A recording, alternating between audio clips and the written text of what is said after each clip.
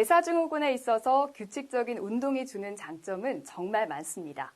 비만 해소, 인슐린 민감도 개선, 혈중 지질 개선, 혈압 감소, 그리고 염증 지표 감소, 내피세포 개선, 심폐체력 향상까지 정말 무한한데요. 하지만 운동이 좋다는 건 알고 있어도 생활상의 여건 때문에 운동에 참여하지 못하는 경우가 많습니다. 대사증후군의 원인은 과음, 과식, 운동 부족에 따른 비만이 주 원인이기 때문에 규칙적인 신체 운동을 통한 체중 관리가 필수적이라고 할 수 있겠는데요. 오늘은 이러한 대사증후군과 운동에 대해서 자세히 알아보도록 하겠습니다. 자, 정수진 교수님 모시고 말씀 들어보겠습니다. 교수님 안녕하세요. 네, 안녕하세요.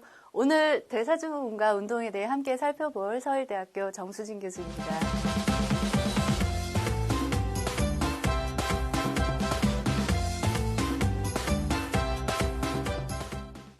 네, 교수님. 대사증후군과 운동에는 어떤 밀접한 관계가 있을까요? 네, 제이스탑, DTP와 같은 미국과 일본의 대규모 연구에 의하면 자신의 체중에서 5에서 7%의 감량을 일주일에 150에서 210분까지 유산소 운동을 하는 것을 권장하고 있습니다. 아, 그렇군요. 체중 감량을 1차적인 목표로 하고 있네요. 예, 맞습니다. 그런데 그 체중 감량도 중요하지만 목표 설정이 더 중요합니다. 허리둘레가 남자 90cm, 여성 85cm 이상일 경우, 그다음에 공복 혈당이 100 이상일 경우, 혈압이 130에서 85 이상일 경우, HDL 콜레스테롤은 남자 40 미만, 여자 50 미만일 경우, 중성 지방이 150 이상일 경우 중에서 이 세 가지 부분에 이상이 있을 경우 대사증후군이 유발되기 때문에 관리를 하실 때는 각 상황에 맞춰서 목표 설정을 하는 것이 중요합니다. 아, 그러면 오늘은 이러한 목표 설정에 대한 상세 운동 요법에 대해서 알아볼 수 있겠네요. 네, 제가 오늘 말씀드릴 내용은 대부분 대사증후군의 원인은 비만, 과체중, 앉아있는 습관, 운동 부족에 의해서 일어납니다. 이러한 대사증후군이 계속 진행될 경우에는요, 동맥경화와 같은 심혈관 질환으로 이어질 수 있습니다. 이러한 대사증후군의 치료는 약물 치료와 함께 신체활동 증진, 생활습관 개선이 중요합니다. 그중 운동은 대사증후군을 일으키는 원인을 조절하는 중요한 인자입니다. 따라서 오늘은 대사증후군을 발병하게 하는 원인 5가지에 따른 운동법에 대해서 이야기하겠습니다.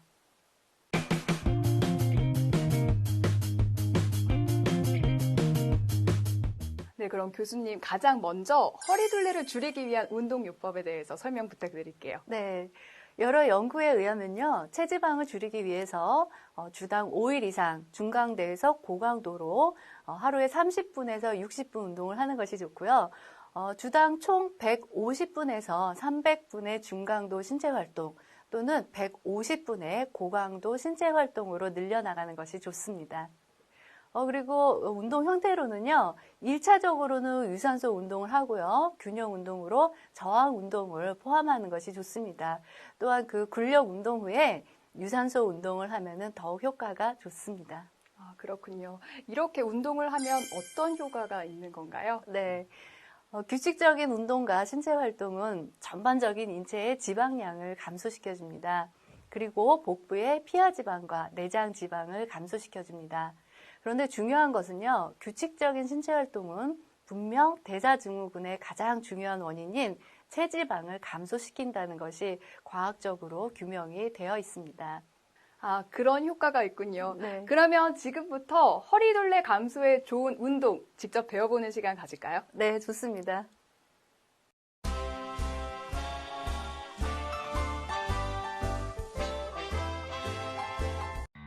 복부 지방 감량을 위한 운동 방법에 대해 알아볼까요? 첫 번째, 크런치입니다. 우선 양손으로 가볍게 머리를 받쳐주고 허리가 바닥에 완전히 밀착이 되게 눕습니다. 그런 후 복근에 힘을 주어 상체를 45도 위쪽 방향으로 들어 올려줍니다. 이때 흉추 부분만 올려주고 허리 부분은 바닥에 밀착되어 있어야 합니다. 크런치에서 주의할 점은 반동을 이용하지 않으며 양팔에 너무 힘을 주어 목이 꺾이게 들어 올리지 말아야 합니다.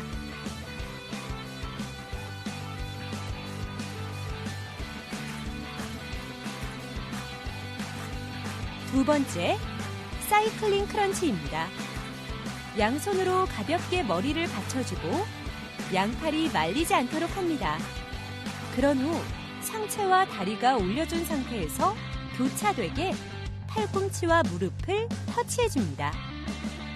사이클링 크런치에서는 상체의 반동을 최대한 자제해야 하며 다리는 정확하게 펴서 실시해야 합니다.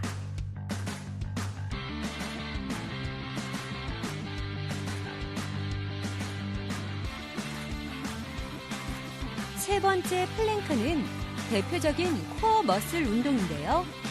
양 팔꿈치를 어깨보다 약간 넓게 삼각형 모양으로 바닥에 밀착시킵니다.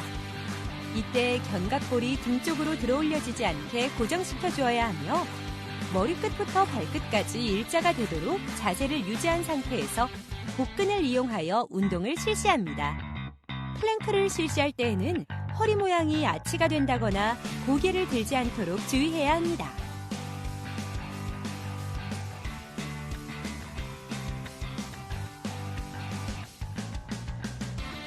다음으로 덤벨 사이드 밴드는 양발을 어깨 너비로 하고 한 손에 덤벨을 든 상태에서 골반과 하체를 고정시키고 상체만 덤벨이 있는 방향으로 구부리는 동작입니다.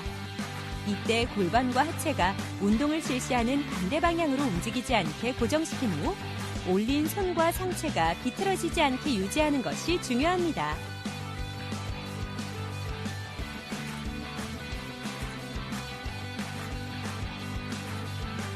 다섯 번째는 사이드 플랭크인데요. 우선 옆으로 누운 상태에서 한쪽 팔꿈치로만 지지해줍니다. 다리는 서로 교차되게 하며 뇌복사근의 근력을 이용하여 몸통을 올립니다. 이때 어깨 관절이 빠지지 않도록 고정시킨 후 실시하는 것이 중요합니다.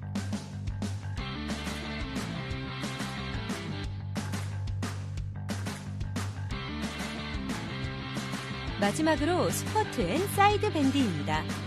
다리를 어깨 넓이로 벌려주고 양손을 머리 위로 올립니다. 그 다음 스쿼트를 1회 실시하고 한쪽 다리를 들어 팔꿈치와 무릎을 닿게 옆구리를 접어 올립니다. 이러한 순서로 양쪽을 교차하여 실시합니다. 스쿼트를 할 때에는 다리와 팔꿈치가 맞닿을 때 상체를 앞으로 숙이지 않도록 주의해야 합니다. 이와 같은 동작으로 근력 운동을 한 후 유산소 운동을 하는 것이 좋습니다. 이런 동작들이 날씬한 허리를 만들어주는군요. 저도 집에서 한번 따라해 봐야겠습니다. 네, 어떤 운동이든 규칙적으로 하는 것이 중요합니다.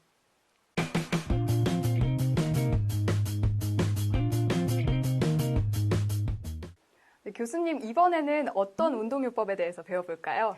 네, 이번에는 고혈당 관리를 위한 운동요법인데요. 운동 형태는 제2형 당뇨병에는 빨리 걷기, 조깅, 수영, 자전거 타기, 수중 걷기 등이 있고요.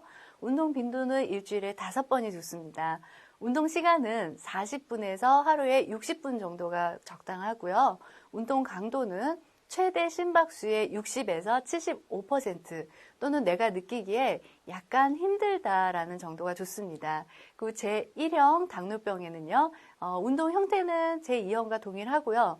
운동 빈도는 거의 매일 하는 것이 좋고 하루에 20분에서 30분, 운동 강도는 마찬가지로 제2형 당뇨병과 마찬가지로 최대 심박수의 60에서 75%로 내가 느끼기에 약간 힘들다라고 하는 정도가 좋습니다.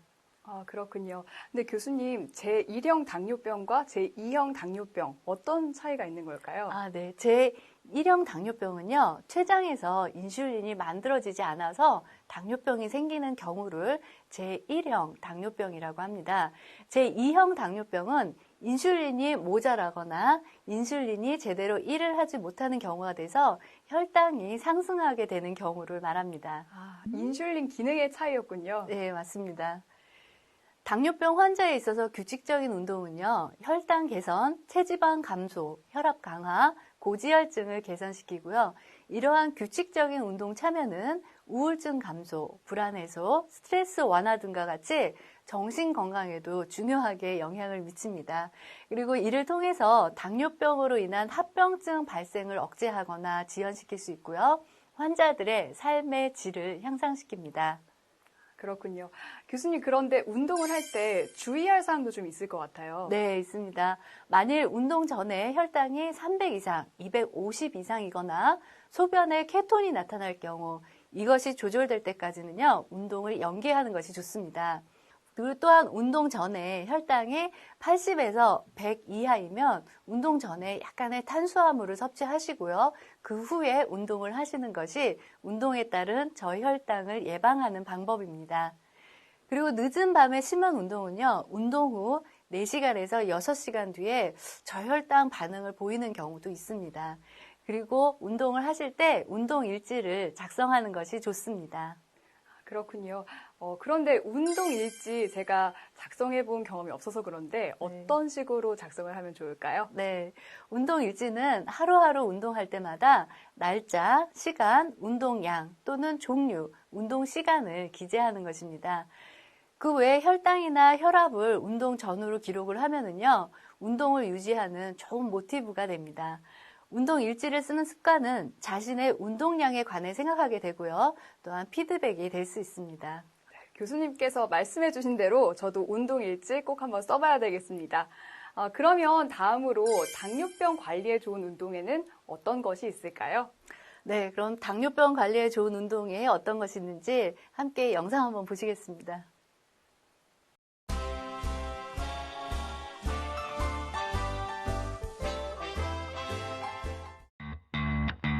조깅을 할 때 바른 자세에 대해 알아볼까요? 조깅을 할 때에는 시선은 정면을 바라보며 어깨와 허리는 곧게 핍니다. 주먹은 계란짓 느낌으로 살짝 쥐고 상체 팔꿈치를 뒤로 보내 등 근육을 느끼면서 가볍게 뛰면 됩니다.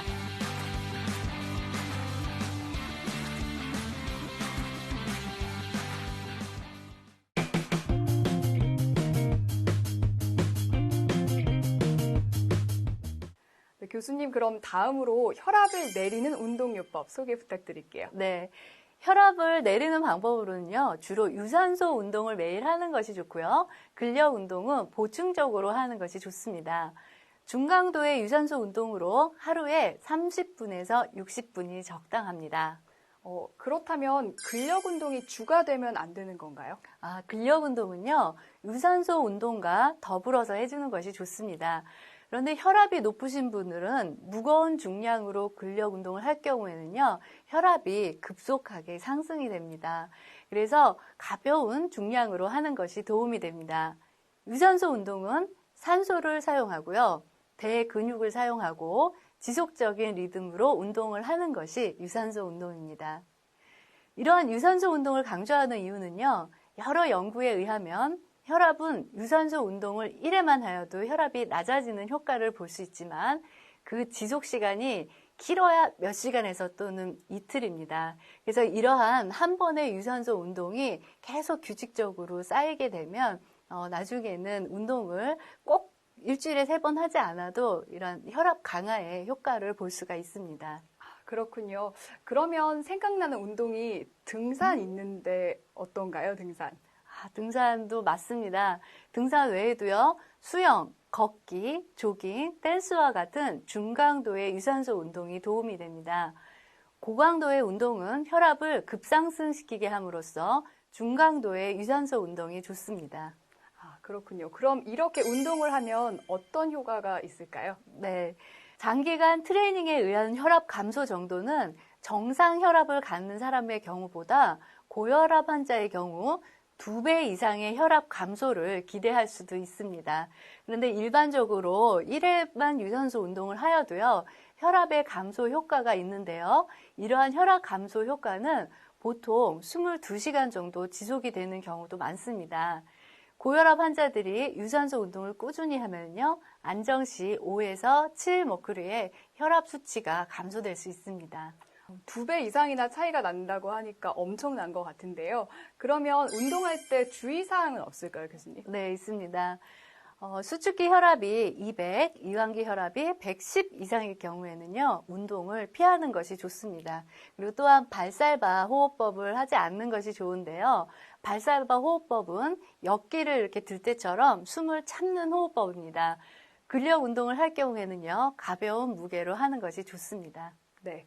운동하는 것도 중요하지만요, 주의사항도 꼭 기억해서 운동을 해야겠습니다.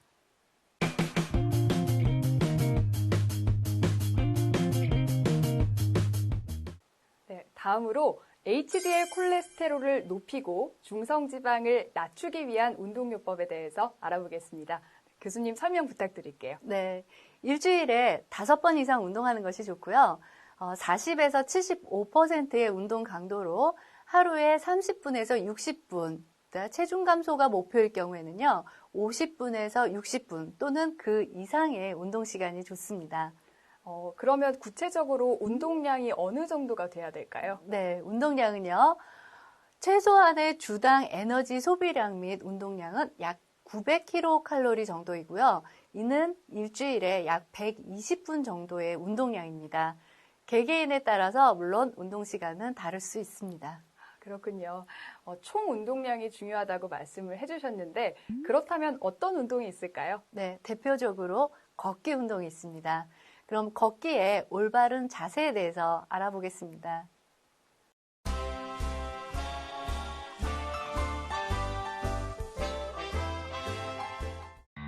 걷기의 바른 자세에 대해 알아볼까요?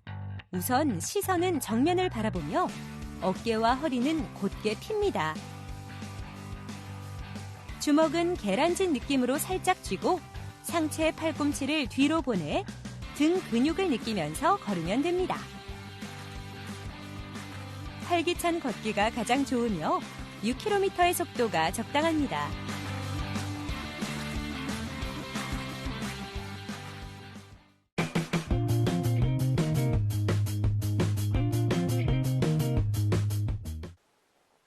자, 이제 마지막으로는 대사증후군 관리를 위한 운동요법에 대해서 알아보겠습니다. 교수님 설명 부탁드릴게요. 네, 운동에는요, 준비운동, 본운동, 정리운동이 있습니다. 각 단계별로 운동을 하셔야 몸에 무리가 오지 않습니다. 그러면 준비 운동부터 알아볼까요? 네, 준비 운동은 반드시 하는 것이 좋고요. 이는 근육의 내부 온도를 상승시키고 근육이나 관절의 상해를 방지합니다. 준비 운동의 시간은요, 5분에서 10분 정도로 추운 날이나 몸이 무겁다고 느끼는 날에는 좀 더 길게 하는 것이 좋습니다. 그리고 준비 운동은 약간 땀이 날 정도로 하는 것이 적당합니다. 교수님, 혹시 준비 운동을 했는데 땀이 나지 않는다. 그러면 잘못된 준비 운동인 걸까요? 아닙니다. 준비 운동은 자신의 몸 상태에 따라서 하시는 것이 좋습니다.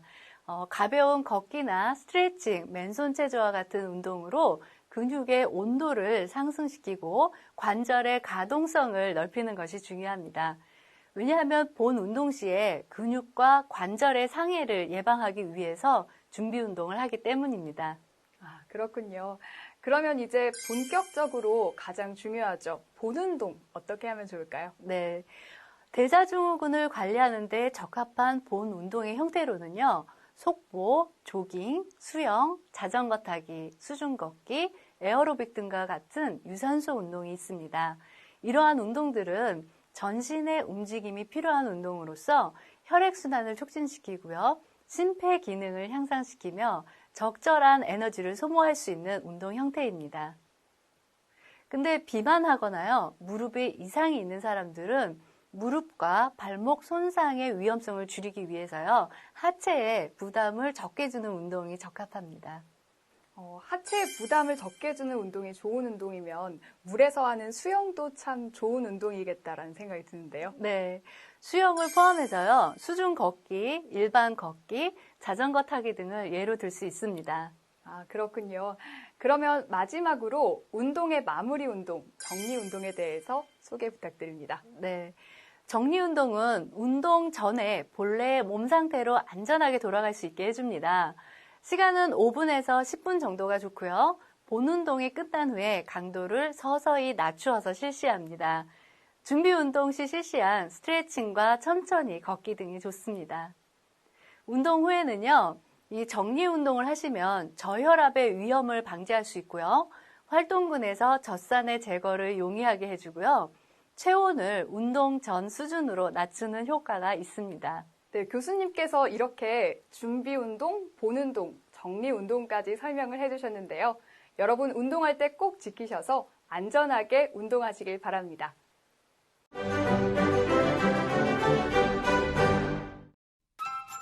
오늘의 주요 학습 내용을 올바르게 알고 있는지 확인해 볼까요?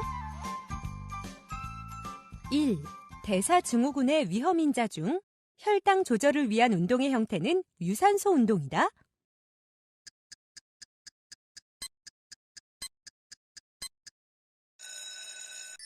맞습니다. 대사증후군 조절을 위한 운동은 유산소 운동이 주입니다. 저항 운동보다 유산소 운동은 인슐린 민감도를 높여주어 혈당을 개선하는 데 효과적이기 때문입니다. 2. 혈압을 낮추기 위한 운동을 할 경우에는 숨을 꾹 참으면서 무거운 중량으로 운동을 해야 한다.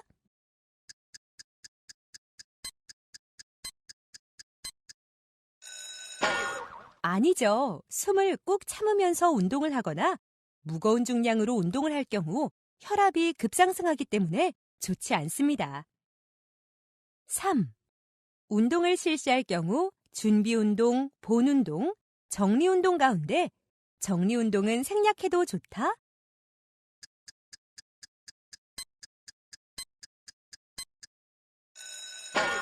아닙니다. 정리운동은 본래의 몸 상태로 안전하게 돌아갈 수 있게 도와줍니다. 따라서 운동 후 저혈압과 같은 위험으로 방지하기 때문에 꼭 실시하는 것이 좋습니다.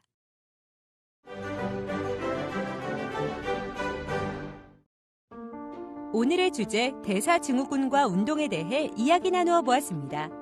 오늘의 주요 학습 내용을 확인해 보세요.